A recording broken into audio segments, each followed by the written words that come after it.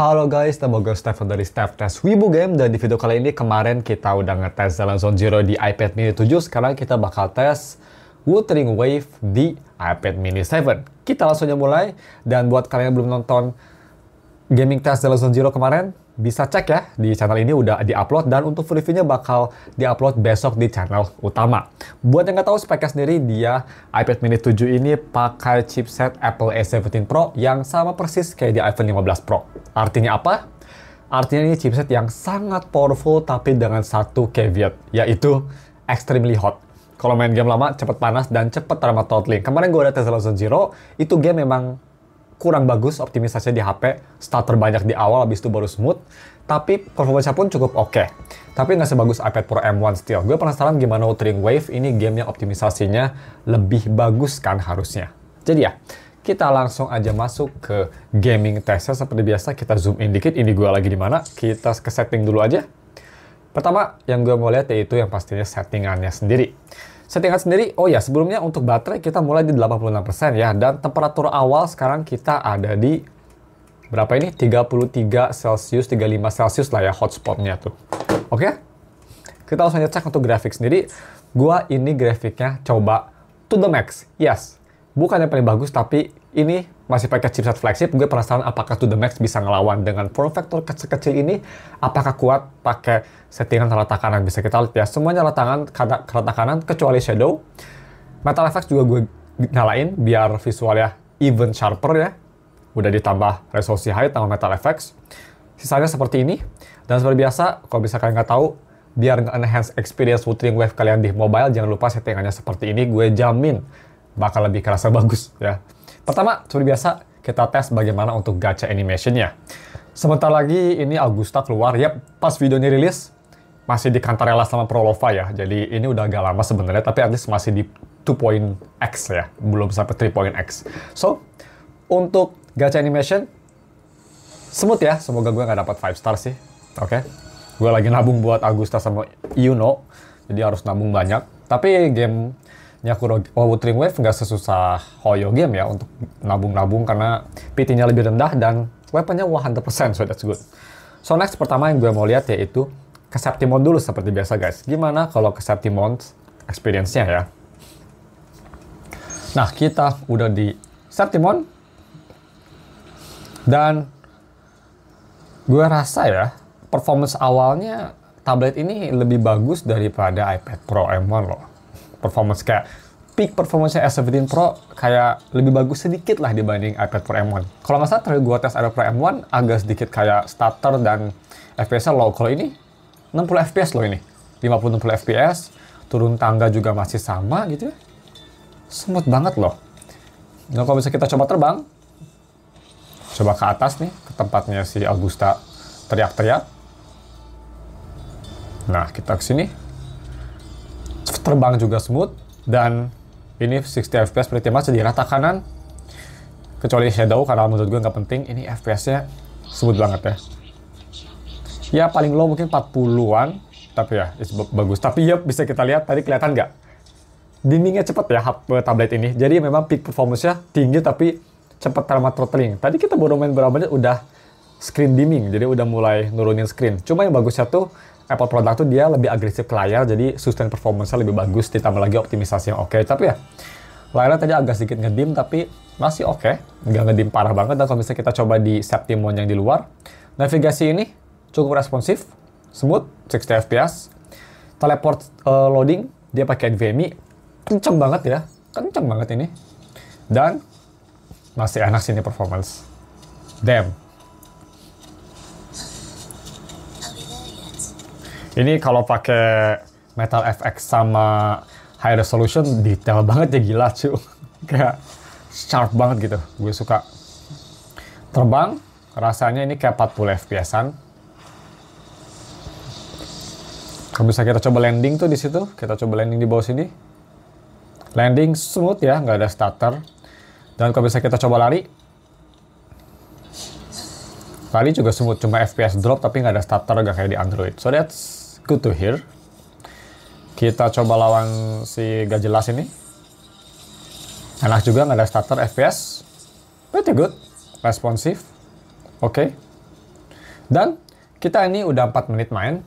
Gue penasaran gimana temperaturnya, karena di daerah sini udah mulai anget ke arah panas. Secepat itu loh guys. Ini baru 4 menit main. Tadi berapa? 35 Celcius ya. Sekarang kita lihat berapa. 41, 42, 43 itu pretty much.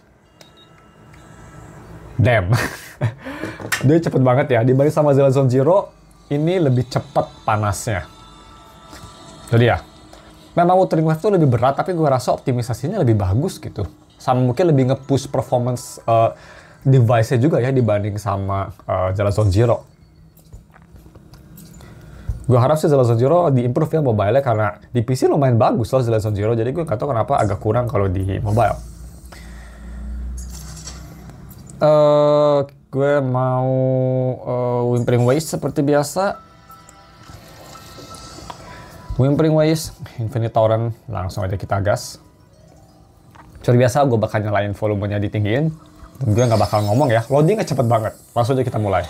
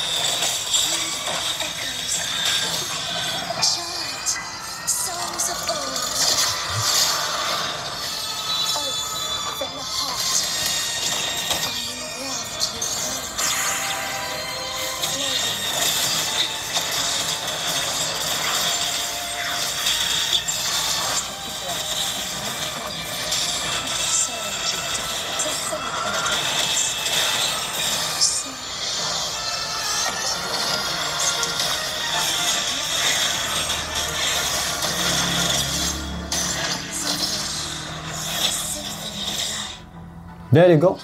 Seperti itu untuk first page-nya, dan ini untuk info aja ya. Kalau Whimpering Waves pakai 3 orang ini si Prolova, Shorekeeper sama Cantarella itu benar-benar ngebunuh performance banget.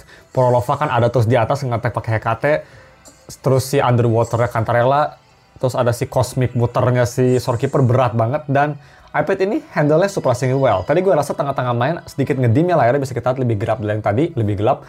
Tapi overall bagus loh. Ini bagus loh. So I'm really surprised ya. Performance-nya bagus. Tadi yes, memang stutter at least nggak ada sama sekali, tapi FPS turun sampai kayak 20 tinggi gitu, tapi itu bagus loh. Ini rata kanan, Metal FX nyala, dan iPad sekecil ini gitu, gue rasa performance-nya dibanding sama iPad Pro M1 kemarin lebih bagus di sini ya. Kayak FPS-nya lebih tinggi dan lebih responsif. Terus setelah main ini jadi smooth. Dan kalau misalnya dibandingin sama iPad 11 kemarin gitu, atau Xiaomi Pad 7, jauh lah lebih bagus di sini ya dibanding kedua tablet tersebut. Tapi ya, Mungkin kayaknya kalau untuk Wuthering Wave ini lebih enak loh daripada iPad Pro M1. Nggak kayak Zenless Zone Zero tadi ya. Kita langsung aja selanjutnya, spam Cartetia O. Speaker tadi bagusnya kalau gue bisa bilang. Ini speaker di iPad mini lebih bagus dari iPad 11. Nggak sebagus iPad Pro, tapi dia keras, jernih, bassy, powerful, dan soundsetnya juga bagus. So that's good. Lanjut guys.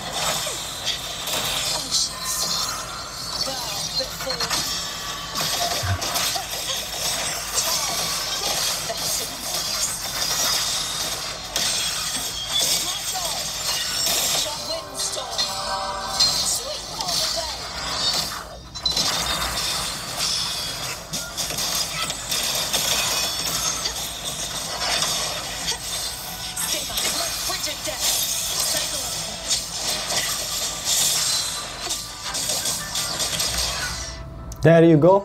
Dan seperti kita lihat ya, dibanding sama tadi phase 1 di Prolova, di Cartetia jauh lebih smooth ya, FPS lebih tinggi, nggak pernah nyentuh 20 FPS, dan overall kerasanya itu jauh lebih smooth. Jadi memang 3 orang sialan itu si Prolova, Cantarella, sama Shortgy Pro memang bener-bener performance killer dibanding sama Cartetia. Padahal waktu itu Cartetia bener-bener performance killer ya, sekarang Prolova lebih performance killer. Jadi bagus loh tadi. Cartetia pun enak, gue bisa bilang lebih enak dari iPad Pro M1. Cuma memang lebih panas kerasannya karena lebih kecil, dan ini chipset panas juga ya. Kalau misalnya mau di scan, dia kita lihat peaknya ya, 42 Celsius. Jadi ya, sepertinya sama kayak di Zenless Zone Zero, panasnya juga ini sepertinya di cap di 42-43 Celsiusan ya, gue rasa. Jadi nggak mau di atas itu, dia langsung thermal throttle dan di dim. Terutama lah screen-nya kayaknya dia di dim ya, biar nge-sustain performance-nya bagus. Karena tadi walaupun udah seperti itu, mainnya masih smooth loh. Gue jujur susah ngerasa thermal throttling di iPad, mau iPad 11, iPad Pro, iPad mini 7, susah ngerasanya karena mereka sepertinya nge-sustain performance-nya bagus dengan cara nge-keep performance-nya dari awal nggak terlalu bagus, jadi nggak kelihatan banget mungkin ya, sama layarnya juga nggak kerasa sedim itu gitu. Jadi ini nggak separah iPad Pro M1 yang ngedim banget, atau 14 Pro Max yang pernah gue review ya. Ini ngedim tapi it's not that bad lah. Cuma memang dia pasti ngedimnya untuk nge-sustain performance. Next kita coba hologram aja, dan seperti ini hologram gue bakal langsung dead. So let's see. Loading ini cepet banget guys, cepet banget. Ini gue rasa ini untuk tablet 7 jutaan ya, ini rasanya kayak flagship banget loh performance-nya. Karena untuk gaming terutama ya, kayaknya susah nyari Android yang performanya sebagus ini deh, terutama dari responsivity gitu. Kita langsung aja lawan, ya boleh lah, Fallacy of No Return, mati mah mati. Kita coba aja lawan. Gue penasaran seresponsif apa. Kita lock. Oke, fuck you.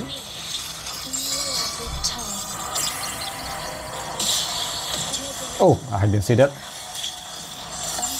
Wow. Dapat iframe kah? Oh, dapat iframe, nice.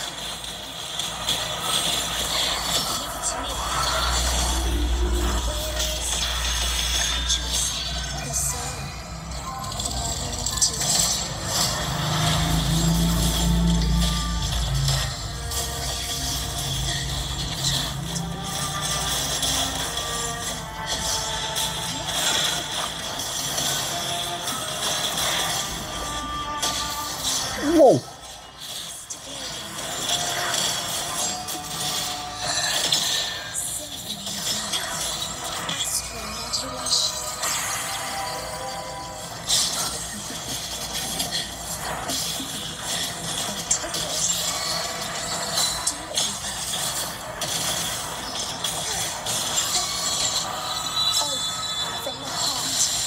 There you go, got her.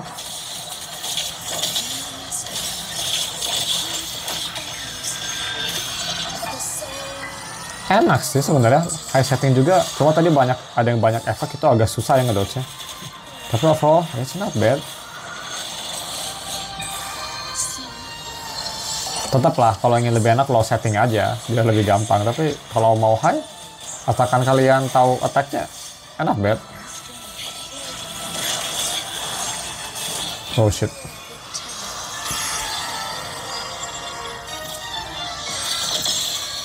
Wow. Untuk ke parry, so.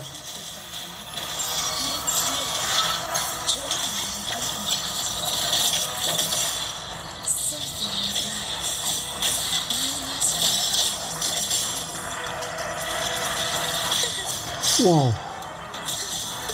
What an attack.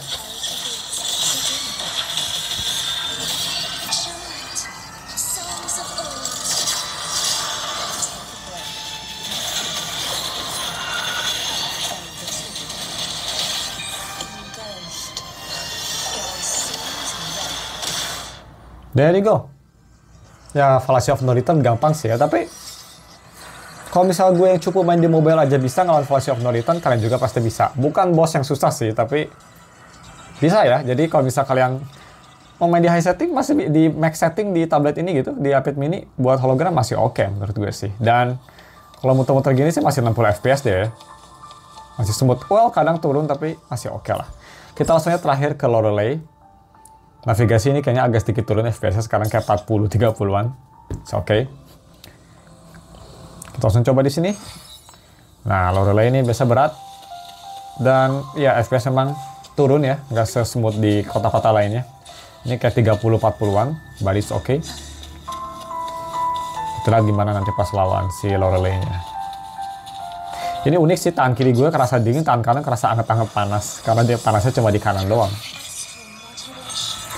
Ulti animation sih masih smooth ya, tapi that's about it.